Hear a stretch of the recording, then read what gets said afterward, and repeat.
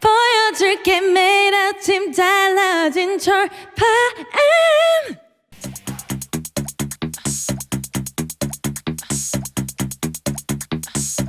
I like big butts and I cannot lie. You 부식 탈출 영철 쇼.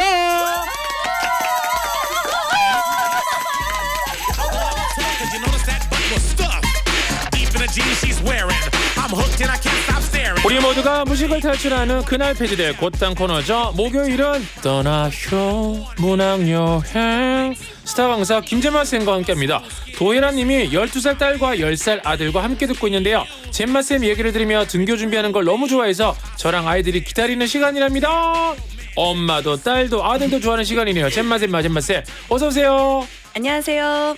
문이과와 초중 고딩을 가리지 않는 오! 문학 강사 김잼마입니다. 야, 그러면 중학생, 고등학생 해봤을 것 같은데 강연을. 네. 초등학생도 강연해본 적이 있으신가요? 제가 초등학생은 안 해봤고요. 그죠? 중학생까지 그치, 해봤는데 중고는 제가 했죠. 대학생 때 제 어. 친동생이 중학생이었거든요. 어. 친동생을 가르쳐봤어요. 어. 근데 이게 입보다 주먹이 더 근질거려가지고 그렇죠.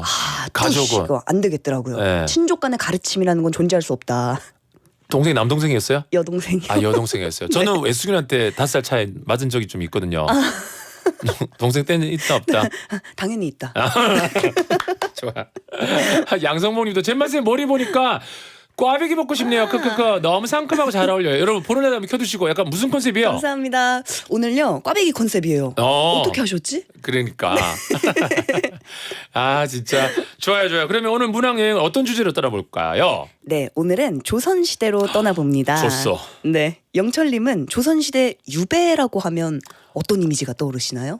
일단 첫 번째는 네. 고독감, 외로움과 맞아, 처절한 맞아. 싸움, 네. 혼자서. 네, 그런 네, 딱 네. 하나 더 궁금한 유비하면 네. 언제 돌아올지 모른다라는 그 막막함. 맞아. 한 달만 가 있으면 예를 들어 자가격리 2주 하면 네. 하면 되잖아요. 그렇죠. 기한이 있으니까. 그렇죠. 유배는 언제 돌아올지 모르잖아요. 맞아요. 수십 년 걸리기도 하고. 수십 년까지? 그렇군요. 맞습니다. 특히 이제 그런 이미지가 좀 일반적일 텐데 당쟁이나 정치적인 이유로 집을 떠나서 산 넘고 바다 건너 진짜 외딴 섬에 억지로 가게 되는 그런 이미지가 있어요. 맞아요. 그리고 마지막에는 정말 안 좋을 땐 사약을 받아서 지은아 하면서 쓰러지는 모습까지 가기도 합니다. 오늘은 근데 그런 이미지와는 좀 다른 유배에 대한 진솔하고 해학적인 글을 감상해 보겠습니다. 자, 오늘은 좀 그런 의미와 다른 진솔하고 해학적이라고요. 차 한잔 따르고 그러면 낭송으로 빠져볼까요?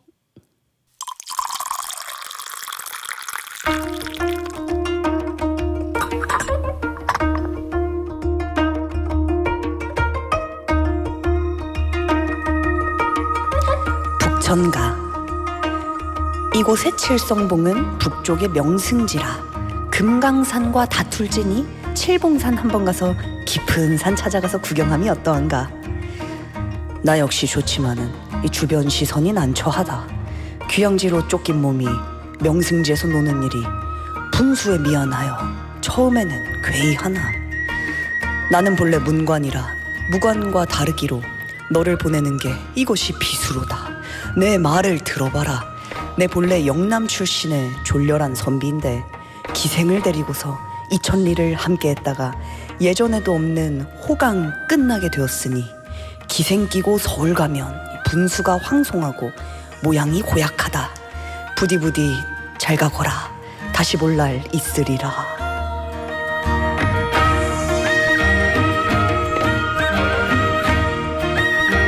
자, 우리 잼마쌤이 조금 막 그렇게 어둡지 않은 톤을 읽어서 그런지 네. 언뜻 듣는데 막 그 유배지에서 어떤 괴로움, 막 네. 슬픔, 아픔보다는 내 언제 널 볼지 기다리라. 네. 내가 좀 긍정적인 느낌도 있고 그래요. 맞아요. 또 기생들과 함께 이제 막 구경을 하면서 유유자적 잘 노는 듯한 그런 분위기죠. 그렇네요. 특히 귀양지라는 말이 안 나왔다면 어허. 그냥 정취 있는 산에 가서 유람을 하고 있나?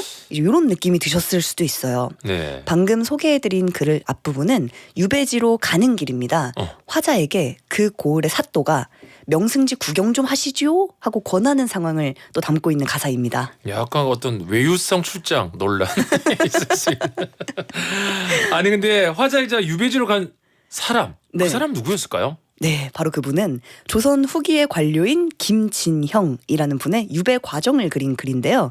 유배 가사의 특징인 연군, 임금에 대한 사랑 이런 요소는 좀 적고 함께 기행을 했던 기생 군산월과 사랑에 빠진 내용을 담고 있기도 합니다.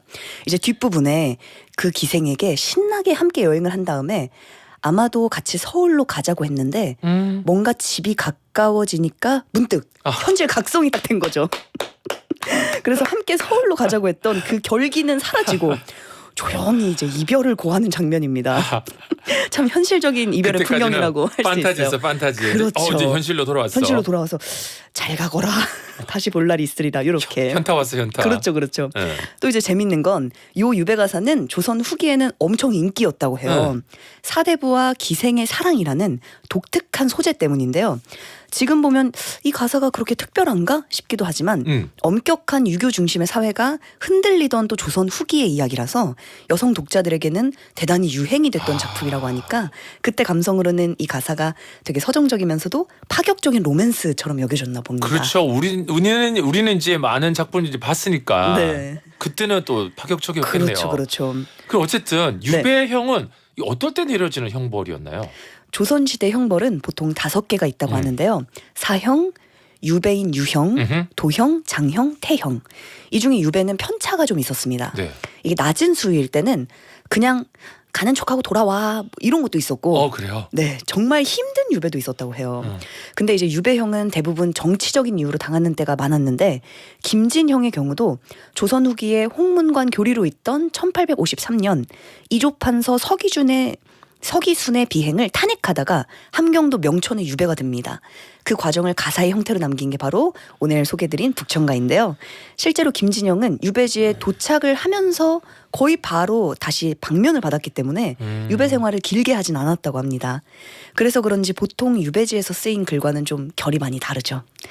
기존 유배 가사가 하소연이나 아니면 자기 합리화, 억울함 호소, 연군 가족인 요소가 많다면 북천가는 기행 가사처럼 칠보산의 정취 그리고 기생 군선을에 대한 감정 이런 게 드러나 있습니다.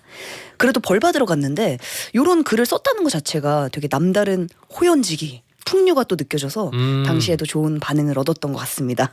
그래요. 근데 우리 또 정경희님은 책임감 없는 양반네들. 맞아요. 이렇게 그렇게 느껴지실 수도 있을 것 같습니다. 네. 오늘 김진영의 유배 과정을 그린 글을 쭉 보면서 네. 지금 제가 또 이제 그 사극 드라마 미스터 선샤인을 보고 있어서 그런지 그 막 장면을 좀 연상하면서 함경도 네. 유배 가는 그 몇 박 모습이 며칠이었을까. 확 그려지죠. 그렇죠. 그렇게 빠져들었어. 네. 네, 어머. 잘 들었어. 러브 하셨소. 러브가 무엇이요? 러브 하겠어? 러브 하고 싶습니다. 위험한데 괜찮겠어. 어찌 그리 잘하시오. 악수 통성명. 그 다음엔 허그. 그 다음 그리움이요. 푹 빠져 계시는군요. 좋습니다. 오늘도 그러면 퀴즈로 마무리 한번 해볼까요? 오늘은 조선시대 관료 김진형의 글 북천가 소개해드렸는데요. 정치적인 이유로 형벌을 받아 타지로 떠나는 길에 쓰인 글이었죠. 귀양살이라고도 하는 이 형벌을 무엇이라고 할까요? 자, 보기는 제가 드릴까요? 1번 유배, 2번 극기훈련, 하나의 정신, 둘의 통일, 정신, 정신. 통일. 샵1077 짧은 문자 50원, 긴 문자 100원, 고일날은 무료입니다. 지금까지 스타 강사 김재만의 잼마쌤이었습니다. 오늘도 고맙습니다. 감사합니다.